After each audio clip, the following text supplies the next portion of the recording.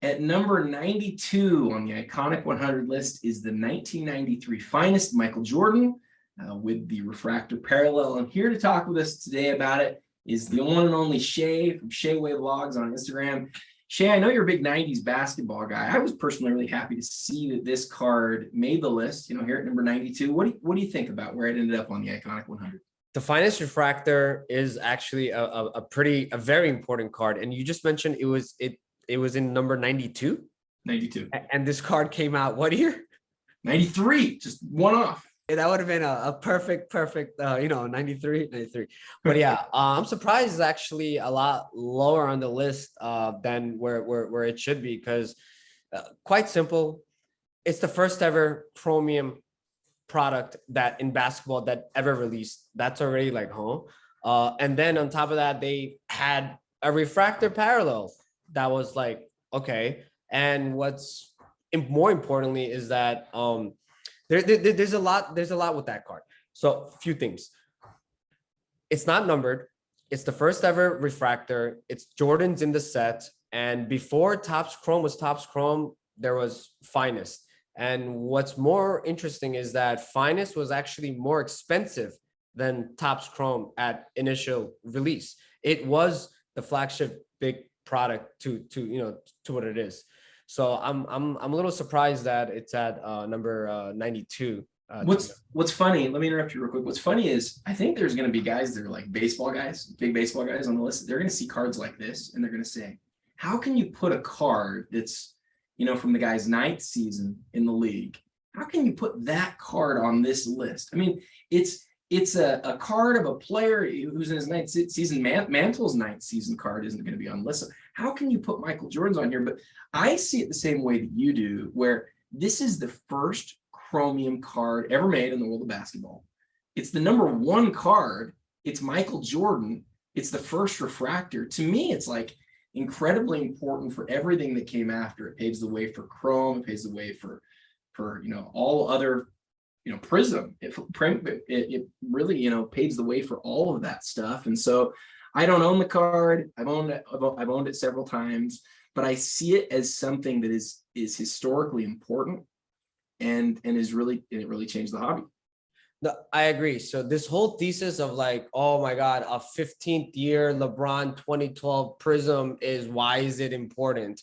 Or if you look at the most expensive cards ever in like just terms of value, and because the value kind of determines in a weird way the importance of a card, like the 97 game jersey. I know I'm talking about other cards now, but I'm just trying to reference it back to why that card is important. It's not all about just rookie card.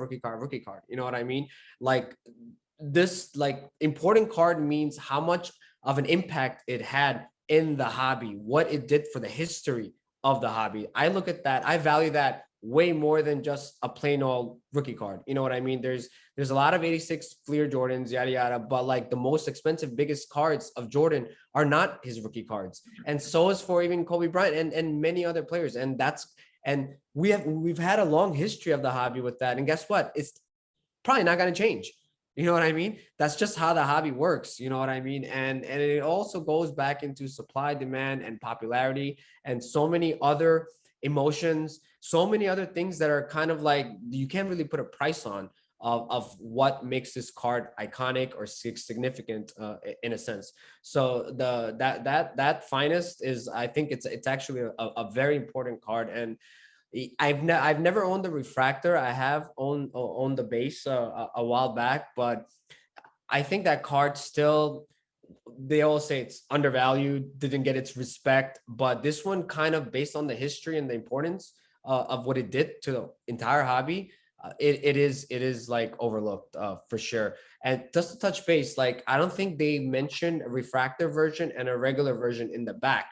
So like if anybody new that's watching, be careful. Like I know people that are asking me, they can't tell if it's a refractor or not. Does it shine? This was like, I'm still seeing that right now. So like, be careful. If you may have the refractor, don't sell it for the base, because there are these are like old cards, kind of like, random binders, and a lot of people may know, and the price difference obviously huge.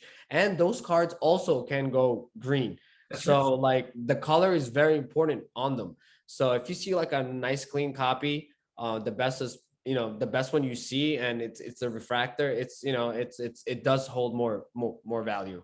You've hit on a couple of things that I think are really important. The fact that it turns green, like the 96 chrome set, and like most of the chrome stuff before the real late 90s, I think is really important. But the other point that you brought up that I think is really truly important here is that the word refractor does not appear anywhere on the card. And so, later versions of cards, for example, 96 chrome, you look at that card and you can tell instantaneously whether that's a refractor. But in 93, maybe you had to tilt it a little bit more. Maybe it doesn't quite jump out, the same sort of way. So I think that's a really good teaching there. Is there anything else about the card that you think is really important for people to know as they're looking into it? Overall, I think it is a pretty aesthetically appealing a card. It is an action shot of Jordan, and it has a lot of colors in the card naturally. Just forget refractor, non-refractor, green or no green, but it is like a pretty, like, visually appealing card. So, like, yeah, I'm disappointed that it's a lot lower on the list. To be I think there will be other people who will also be really disappointed because you mentioned earlier, you talked about like significance.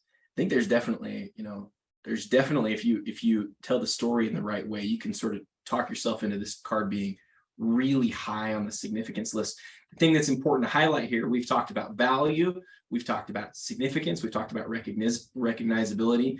The word iconic pulls a lot of that stuff together. Also, one last thing, you mentioned earlier, you said that somehow value determines some of this stuff. I couldn't agree more. I don't think it does always. Right.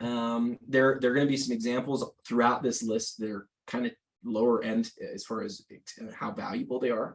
Lower end cards that are $15 or $20, but that are in the top 50 as far as how iconic they are. But when a card becomes so recognizable and so iconic, a lot of times that can determine, it can inflate its value and it can create value, not just people are like spending it for a short period of time, but in the long term, it can really create value. And that's really what's important in this hobby. We've seen it not just with refractors, but we've seen it with vintage cards. We've seen it with PMGs. We've seen it with lots of different things. And so, Shay, fantastic thoughts on this card. Again, at number 92, that's the 1993 finest and finest refractor of Michael Jordan. Tomorrow, we'll be back with card number 91. And until next time, happy collecting.